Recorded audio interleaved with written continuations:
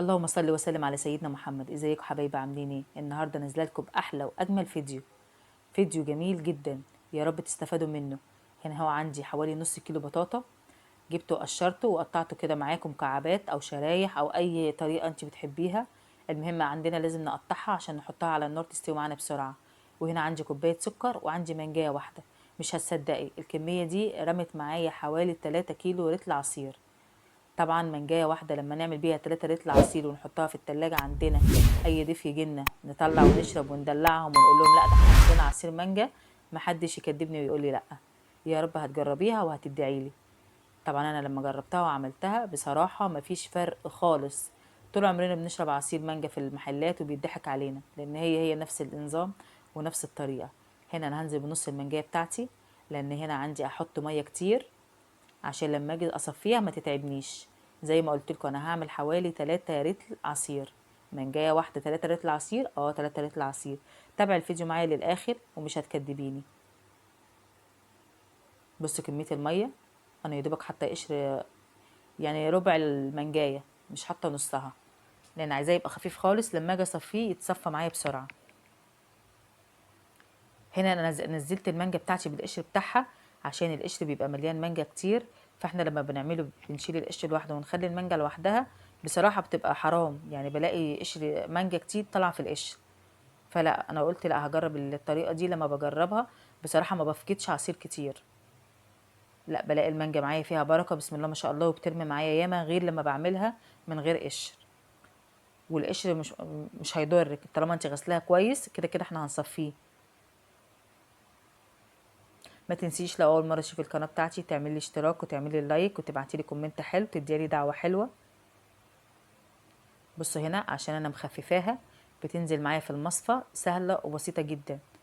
مفيش الا في الاخر بس خالص لما القشر معايا تقل راحت موقفه، لكن هي كانت عماله كوب كده، كانت بينزل معايا. عشان ما يتعبنيش فانا عملت الطريقه دي. احنا كده كده هنتقله دلوقتي بالمكون اللي معانا، البطاطا الجميله اللي انا حطاها على النار لازم تتسلق معايا. اوعي تنسي وتحطيها في الخلاط كده تضرب الخلاط بتاعك، لا لازم تحطيها على النار تستوي. هنا هنزل بالنص المانجايه التانية، طبعا خضرة من بره ومستويه من جوه، طبعا جميله جدا.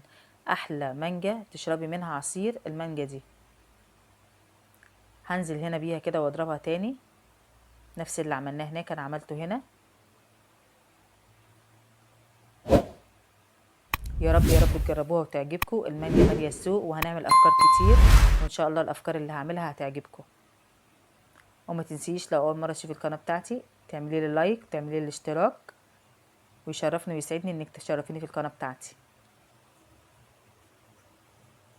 بصوا هنا المانجا البتاع ده البطاطا بتاعتي استوت هنا، كانت مستويه خلاص ونزلت عليها وسبتها تبرد. ما ينفعش انزل بيها سخنه في الخلاط ابوظ الخلاط، لازم تخلي بالك من حاجات زي كده. حاجه زي كده ممكن تبهدلك الخلاط وتبوظ الدنيا. انا حطيت كوبايه سكر بس لان انا ما بحبش مسكر، وعندنا هنا البطاطا مسكره جدا، فانا ايه ما حطيتش سكر كتير، كوبايه واحده. 3 ريتل عليهم كوبايه سكر بس. بالنسبه لي انا انت على حسب ما انت بتحطي التحليه، لان السكر كتره غلط. يعني السكر ده، السكر والملح كتره غلط ملوش اي لازمه. هنا طبعا عشان انا مخففه العصير معايا جامد زي ما انا قلت لكم، انا مش هحتاج ميه على البطاطا، لا انا هاخد حبه عصير وهنزل بالبطاطا بتاعتي دي. بصوا نفس اللون، نفس لون البطاطا هو نفس لون المانجا.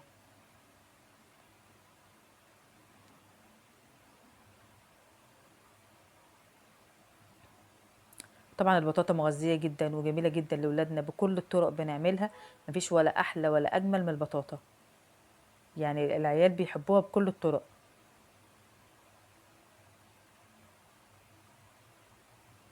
هنا مش هتاخد معايا وقت لأن هنا عندي البطاطا مستوية، يا دوبك بضربها خلاص على كده.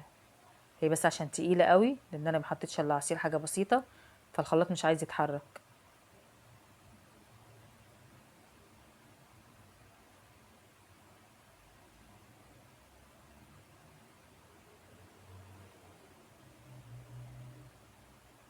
تعالوا بقى هنا ننزل بيها كده نسمي بالله وننزل بيها. بصوا هنا اللون والقوام بتاعها تقيل قوي.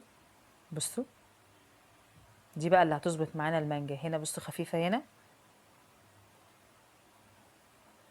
هننزل بيها بقى. بصراحة طعمها حكاية، نفس اللي بنشتريها من المحلات. مين فينا ما بيشربش مانجا في المحلات؟ كلنا بنشرب مانجا في المحلات، بس بيضحك علينا. تبقى مانجا بالبطاطا، هي جميلة ومغذية جدا، بس بالنسبة لو في البيت، لكن لو بره ده نصب نصب نصب نصب. واحنا هنا ما بنغشش حد، احنا بنعمل حاجة لبيتنا، احنا مش رايحين نبيعها عشان نغش. بصوا المنظر والشكل والطعم، ولا يدي اللي احنا حاطين بطاطا ولا اي حاجة خالص. عبي ازاز وحطي في التلاجة، اي ضيف يجيلك هتلاقي عندك كمية عصير. يعني بصراحة محدش هيقولك ايه العصير ده، مانجا، طعم مانجا مانجا مانجا. بصوا رمى معانا 3 رتل. بصراحة جميلة جدا، بس اللي عامل رجيم يبعد عنها خالص خالص خالص خالص، لان دي كارثة. يا رب تجربوها وتعجبكم، وتدعي لي دعوة حلوة، وتكتبي لي في الكومنت دعوة جميلة كده.